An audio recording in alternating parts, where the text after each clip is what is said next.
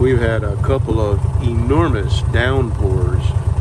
We've had right at 2 inches of rain over the last couple of days, and that's not a lot of rain for us, but it came down in an absolute deluge all at once. So this is a perfect time to go down here, down the hill there, and have a look at my fence and see how it fared. Dig in. Hang on. Going downhill. Alright, we'll be there in a minute.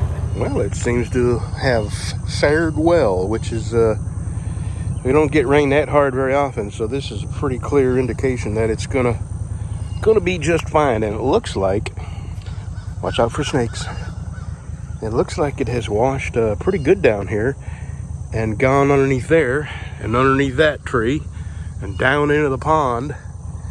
So yeah, it's cleared it out a whole bunch there already.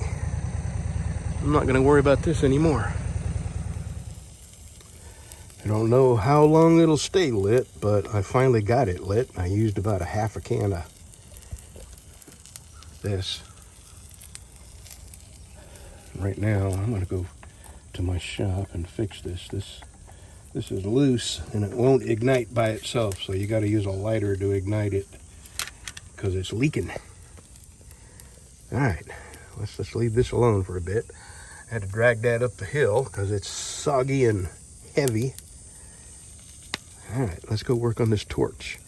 And then I got to do something. It's just something I've never done, and I can't believe I haven't done it in all the years I've lived here.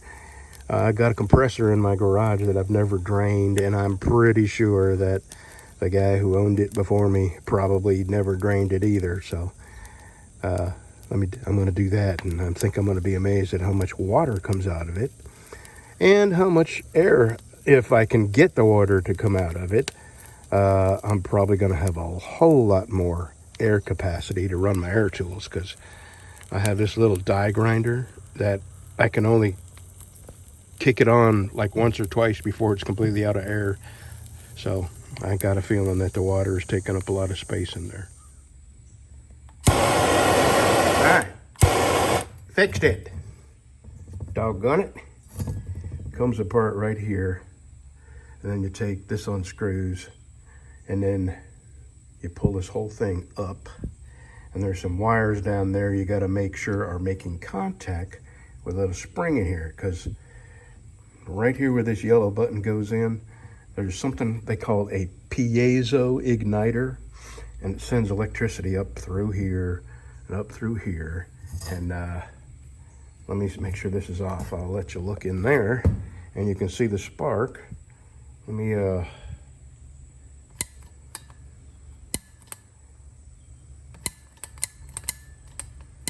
maybe not. I can't seem to get this thing to focus. Yeah, you can't see it.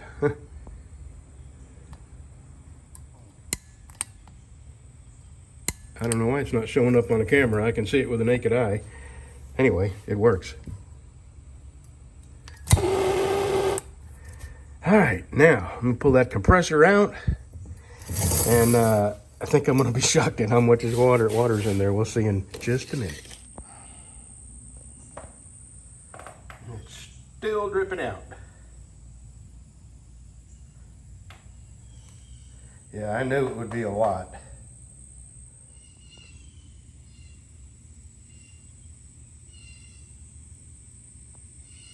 Daily?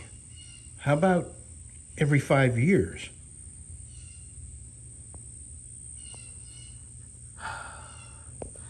So I've closed the valve, and what I'm going to do now is crank this up, get some air in it.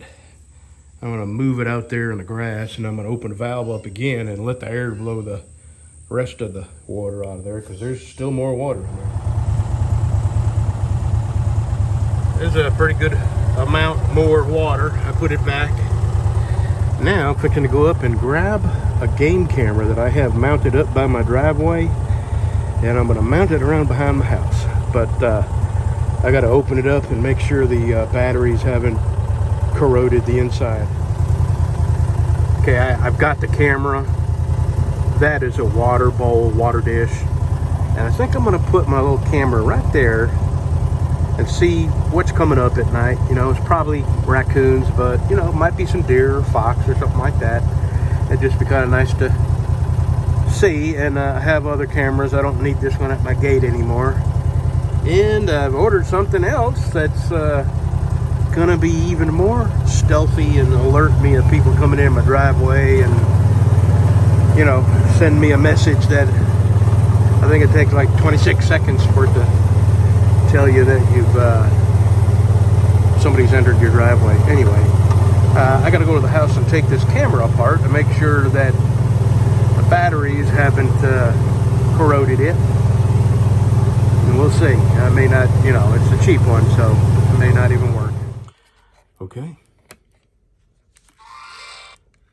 Is it working?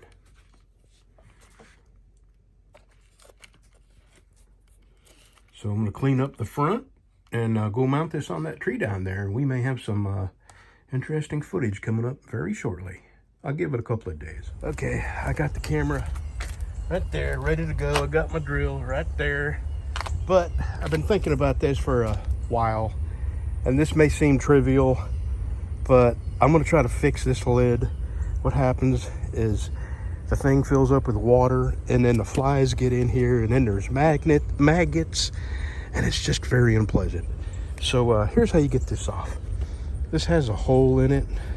Just drive a screw in it, and same with the other side.